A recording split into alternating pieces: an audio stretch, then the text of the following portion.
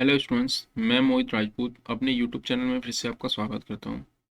मैं भी आपको ज्योमेट्री पढ़ा रहा हूं और ज्योमेट्री में मैं पिछली वाली वीडियो में आपको ऑर्थो सेंटर पढ़ा के आया हूं। ओके, आज हम कॉन्ग्रुएंसी स्टार्ट करेंगे कि कॉन्ग्रुएंसी क्या होती है, क्या क्या चीज़ें होती हैं। ठीक है, आइए हम स्टार्ट करते हैं। ये कॉन्ग्रुएंसी क्या होती है?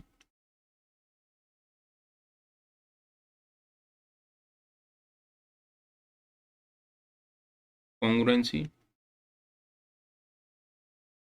Of triangle,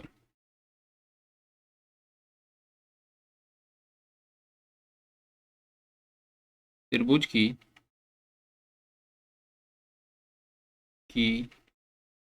सर्वसमता, सर्वसमता। ठीक है, आइए देखिए, हम देखते हैं क्या होता है कॉन्ग्रुएंसी। जैसे हमारे ये दो ट्राइंगल दे रखे हैं। ठीक है, एक ये ट्राइंगल दे रखा है और एक ये। ठीक है, अब हम इनको नाम दे देते हैं। इसकी वर्टेक्स को ए, बी, सी, इसको दे देते हैं डी, ई और एफ। ठीक है, आपको पता है कि एक ट्राइंगल की तीन वर्टेक्स होती हैं और तीन ही एंगल होते हैं। ठीक है, अगर मैं कॉन्ग्रुएंसी की बात करूँ तो कॉन्ग्रुएंसी कुछ इस टाइप से होती है कि triangle A B C, congruency का साइन ये होता है। ट्राइंगल डी ई एफ के बराबर है, मतलब एक दूसरे के बराबर है, तो इसका मतलब ये होता है कि इसके तीनों एंगल, यानी कि ए एंगल एंगल डी के बराबर होगा, एंगल बी एंगल ई के बराबर होगा, एंगल सी एंगल एफ के बराबर होगा। ठीक है, इसकी साइड होती हैं, तीन साइड होती हैं, आपको पता है कि ए बी, बी से सी तक और ए से सी तक। तो मैं ये कह सकता हूँ कि ए बी जो साइड है वो डी ई के बराबर होनी चाहिए, बी सी ई एफ के बराबर होनी चाहिए, और ए सी डी एफ के बराबर होनी चाहिए। ठीक है, ये अभी आपको समझ, अगर ये तीनों दोनों चीजें, अगर इनमें से ये दोनों चीजें अगर सेम होती हैं तो हम ये कह सकते हैं कि इसका ये कॉन्ग्रुएंट होंगे। Triangle A B triangle D E F के कॉन्ग्रुएंट होगा। ठीक है, अब इसमें एक और चीज समझ लीजिए, जैसे R1 सरकम रेडियस R2। ठीक है, ये R1 है, ये R2, सरकम रेडियस भी बराबर ही होगी फिर अगर ये कॉन्ग्रुएंट है तो। ये भी कह सकता हूँ कि M1 जो मीडियन होगी वो भी M2 के बराबर होगी, इसकी मीडियन इसके बराबर होगी। ठीक है, इन रेडियस R1 R2 के बराबर होगी, H1 H2 के बराबर होगी हाइट। ठीक है, ट्राइंगल का एरिया दूसरे ट्राइंगल के एरिया के बराबर होगा, और पेरीमीटर दूसरे के पेरीमीटर के बराबर होगा। ठीक है, अगर इसके तीनों एंगल और तीनों साइड अगर इक्वल हैं तो इसका मतलब इनकी इसकी सर्कम रेडियस, मीडियन, इन रेडियस, हाइट और एरिया और पेरीमीटर भी बराबर होगा। तो हम यहां से ये कह सकते हैं कि everything everything cross corresponding corresponding will be equal. ठीक है, अगर ये दो चीज इक्वल हैं किसी ट्रायंगल में तो हम ये कह सकते हैं कि वो एक दूसरे के कॉन्ग्रुएंट होंगे। मैं आशा करता हूँ कि इस बात को समझ पाए होंगे। आइए हम नेक्स्ट चलते हैं। देखिए, हम समझेंगे कि कॉन्ग्रुएंट होने के लिए क्या क्या कंडीशन होती हैं। Condition of condition of congruency.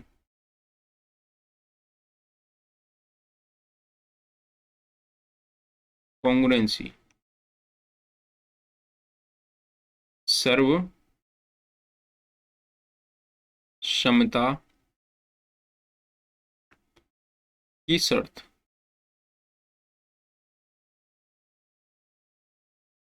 ठीक है, की शर्त। अब देखिए, इसकी तीन कंडीशन होती है। पहली कंडीशन होती है आस, AAS। आस, मतलब एंगल एंगल साइड। ठीक है, पहले मैं आस्ल, दूसरा सास। सास क्या होता है? Side angle side. ठीक है, तीसरी कंडीशन होती है 555, एस एस एस। ठीक है, ये होती है साइड साइड और साइड। इसको रखने के, याद रखने के लिए हम ये भी कह सकते हैं कि पहले किसी चीज की आस लगी, उसके बाद जिंदगी में सास आई, और उसके बाद 555 रुपये दिए। ठीक है, ऐसे याद रख सकते हैं कॉन्ग्रुएंसी के रूल, जो शर्तें होनी चाहिए। ठीक है, पहले आस, उसके बाद सात, उसके बाद 555। 555 का मतलब क्या है? Side side.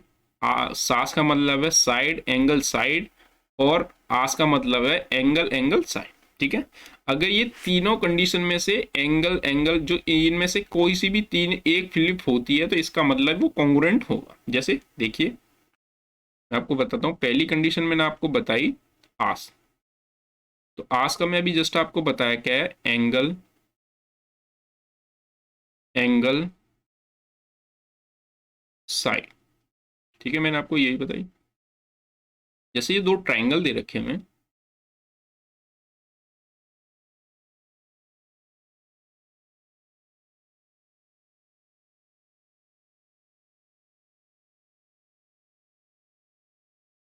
ये दो ट्राइंगल दे रखे हैं,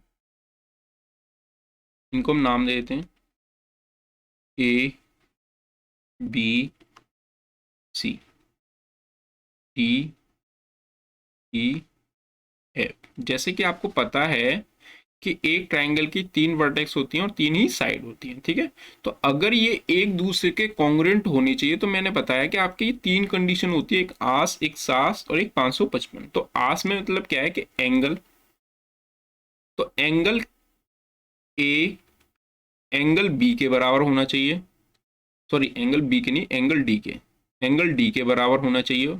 एंगल बी एंगल ई के बराबर होना चाहिए, एंगल ई के बराबर होना चाहिए। और ए सी साइड डी एफ के बराबर होनी चाहिए। ठीक है, अगर ये कंडीशन फुलफिल होती है, तो हम ये कह सकते हैं कि triangle A B C congruent होगा। कॉन्ग्रुएंट का साइन ये होता है, कॉन्ग्रुएंट होगा ट्राइंगल डी ई एफ। ठीक है, क्या? Angle A angle B angle D के कॉन्ग्रुएंट होना चाहिए, एंगल बी एंगल ई के कॉन्ग्रुएंट होना चाहिए, और ए सी जो साइड दे रखी है ए सी, वो डी एफ के। ठीक है, ये ठीक है, इतनी सी बात समझ में आई है। ये संगत कोण एक तरफ होना चाहिए, और जो उसके सामने की साइड है वो होनी चाहिए, ये कह सकते हैं इस चीज को। ठीक है, मैं आशा करता हूँ कि इस बात को समझ पाए होंगे। आइए हम नेक्स्ट कंडीशन पे चलते हैं। दूसरी कंडीशन मैंने बताई आपको सास। सास का मतलब साइड एंगल साइड। ठीक है, जैसे मैं दो ट्राइंगल दे रखे हैं। ठीक है, इनको भी नाम दे देते हैं हम लोग, A B C D E F. ठीक है, अब देखिए, पहला साइड, तो साइड कोई सी भी पकड़ लिए यहां से।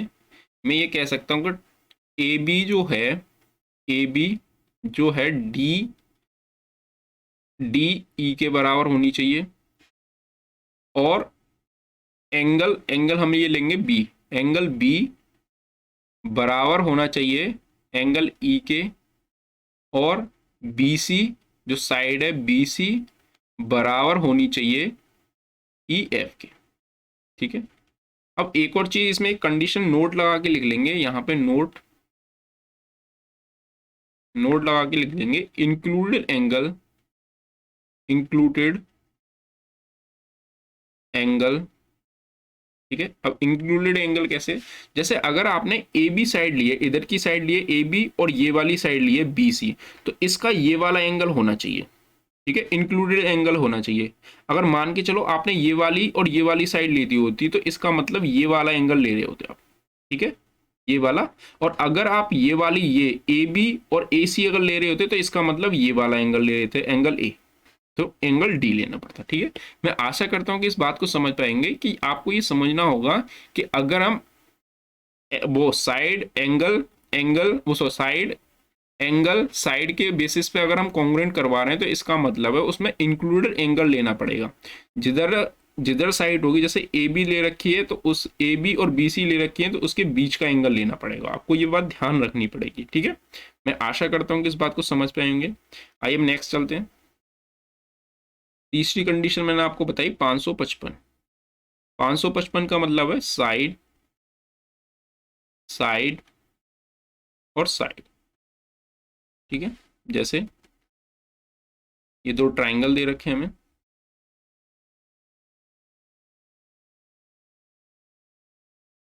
ए, इनको नाम देते हैं A B C D E F, ठीक है। तो यहाँ पे ये कह सकते हैं कि जो ए बी साइड है वो डी ई के होनी चाहिए, बराबर होनी चाहिए, और ए सी जो साइड है वो डी एफ के इक्वल होनी चाहिए, और बी सी जो है वो ई एफ के इक्वल होनी चाहिए। मतलब तीनों साइड अगर इक्वल दे रखी हैं तो इसका मतलब हम ये कह देंगे कि triangle A B C congruent होगा ट्राइंगल डी ई एफ के, ठीक है। मैं आशा करता हूं कि इन तीनों बातों को समझ पाए होंगे। मैंने तीन कंडीशन बताई कि इन कंडीशन पे आपका ट्राइंगल कॉन्ग्रुएंट होंगे, ठीक है। आइए हम नेक्स्ट चलते हैं। अब देखो एक चौथी कंडीशन और समझ लीजिए आप। चौथी कंडीशन देखिए, चौथी कंडीशन क्या कहती है। चौथी कंडीशन जो होती है वो होती है आर एच एस, ठीक है। आर मतलब होता है right angle, right angle hypotenuse, H मतलब होता है हाइपोटेनियस, और एस मतलब होता है साइड, ठीक है। यहां देख लीजिए, ये कोई हमें कोई राइट एंगल ट्राइंगल दे रखा है। आपको पता होगा कि राइट एंगल ट्राइंगल जिसका एक कोण 90 डिग्री हो उसको क्या बोलते हैं, राइट एंगल ट्राइंगल। इसको हम नाम देते हैं ए बी सी, इसको नाम देते हैं डी ई एफ। ये 90 डिग्री और ये भी 90 डिग्री, ठीक है। तो मैं यहां से अगर ये कहूं कि अगर राइट एंगल ट्राइंगल है, राइट एंगल, तो एंगल कौन सा, एंगल बी एंगल ई के बराबर होना चाहिए, और इसकी हाइपोटेनियस यानी कि ए सी डी एफ के बराबर होनी चाहिए इसका कर्ड।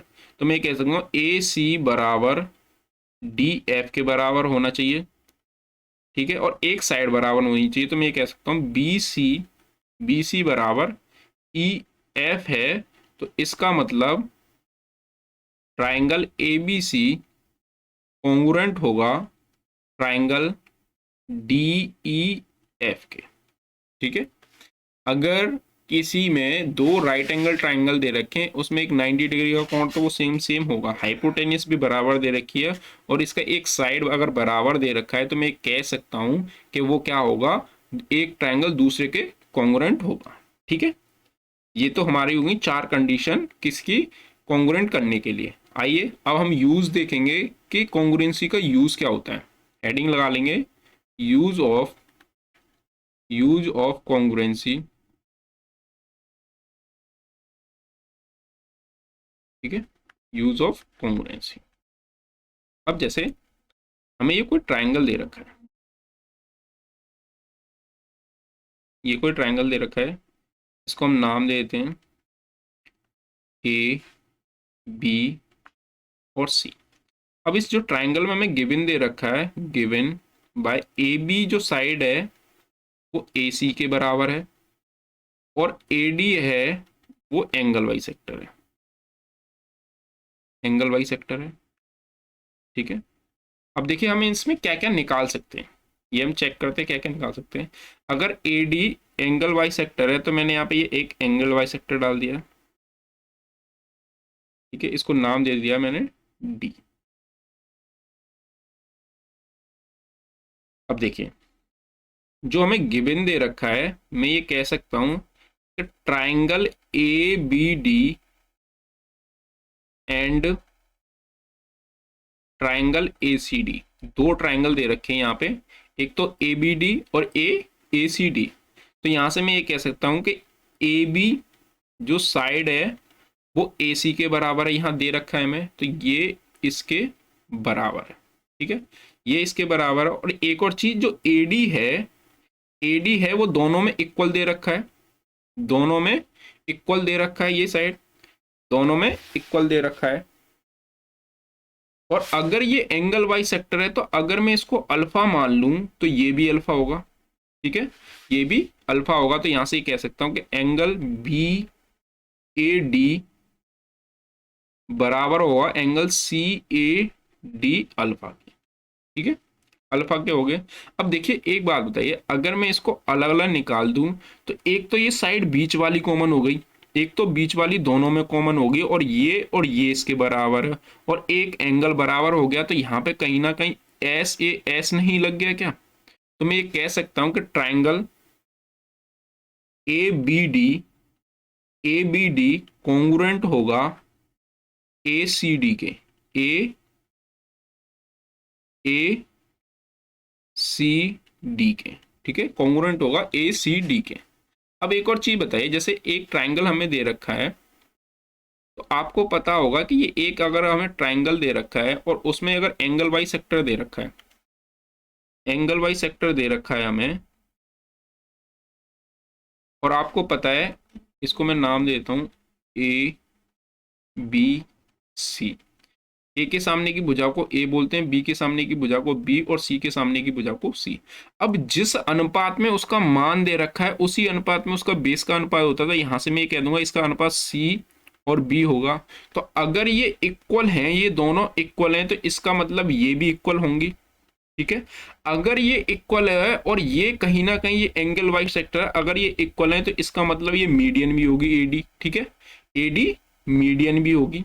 मैं आशा करता हूं कि इस बात को समझ पाए होंगे। तो मैं ये कह दूंगा कि, और एक और चीज, अगर ये मीडियन है और आपको पता है अगर किसी ट्राइंगल में अगर दो साइड इक्वल हैं तो वो कौन सा होगा? Isosceles triangle. तो मैं ये कह सकता हूं कि ये कौन सा ट्राइंगल है?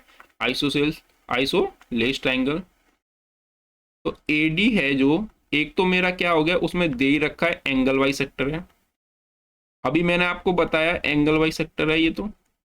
और अगर ये इक्वल है, यहां मान इक्वल है और ये बराबर बांट रही है, तो मैं ये भी कह सकता हूं कि ये मीडियन भी है, ठीक है, मीडियन भी है। और अगर ये मीडियन भी है, एक और चीज, अगर एंगल बी डी ए बराबर है एंगल सी डी ए के, क्योंकि जिसके दो साइड अगर इक्वल हो तो उनके एंगल का मान भी इक्वल ही होता है। तो अगर ये एडीसी ये बराबर है तो ये कह दूंगा कि कुल टोटल कितना होगा? 180 अपॉन 2 से भाग करेंगे तो ये 90 होगा। तो मैं ये कह दूंगा कि ये क्या एल्टीट्यूड भी हो जाएगा, इसका एल्टीट्यूड भी हो जाएगा। तो एक आइसोसेलेस ट्रायंगल में, ठीक है, मैं आशा करता हूं कि इस बात को समझ पाएंगे आप अच्छे से, ठीक है। आइए आगे चीजों को देखते हैं। जैसे मुझे ये कोई ट्रायंगल दे रखा है, ठीक है, एक ट्रायंगल दे रखा है ए बी सी, इसमें एक एंगल वाई सेक्टर दे रखा है जिसका नाम है डी, ठीक है, ये एंगल वाई सेक्टर। अब ये देखिए, फर्स्ट कंडीशन ये है कि अगर ए बी ए सी के बराबर है और एंगल बी एंगल सी के बराबर है, ठीक है, एंगल बी एंगल सी के बराबर है। दूसरी कंडीशन ये है कि बी डी डी सी के बराबर है और ए डी मीडियन है, ए डी मीडियन है, ठीक है। तीसरी कंडीशन ये है कि ए डी, अगर ये एल्टीट्यूड है, हाइट है बी सी पर, और एडी एल्टीट्यूड, एल्टीट्यूड है। और चौथी कंडीशन ये है कि एंगल बी ए डी बराबर है एंगल सी ए डी के, या एंगल वाई सेक्टर है, A D angle bisector,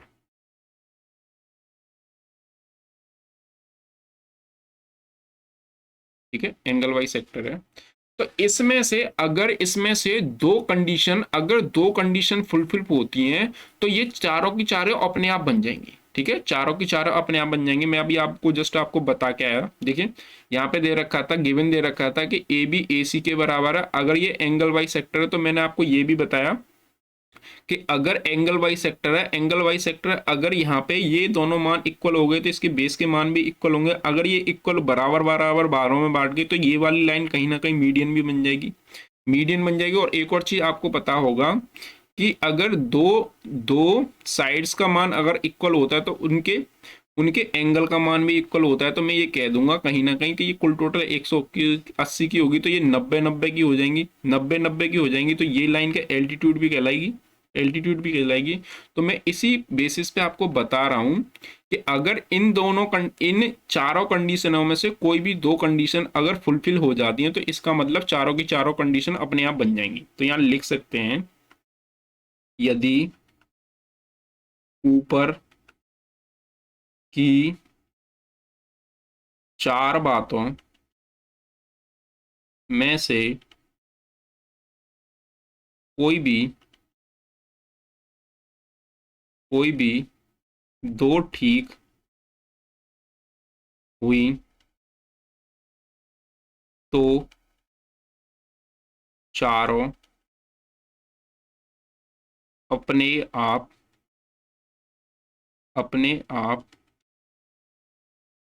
ठीक होंगी, ठीक है। मैं आशा करता हूं कि इन सारी चीज़ों को आप समझ पाएंगे। मैंने आपको पहले कॉन्ग्रुएंसी बताई कि कॉन्ग्रुएंसी होने के लिए क्या क्या चीज़ें होनी चाहिए, क्या होती हैं, तीनों एंगल और तीनों साइड्स बराबर होनी चाहिए। फिर अगर वो तीनों चीज दोनों चीज फुलफिल होती हैं तो इसका मतलब ट्राइंगल ए ट्राइंगल बी के कॉन्ग्रुएंट होगा। अगर कॉन्ग्रुएंट होगा तो इसका मतलब सर्कम रेडियस, इन radius, median, height, perimeter, area सब कुछ इक्वल होगा, ठीक है।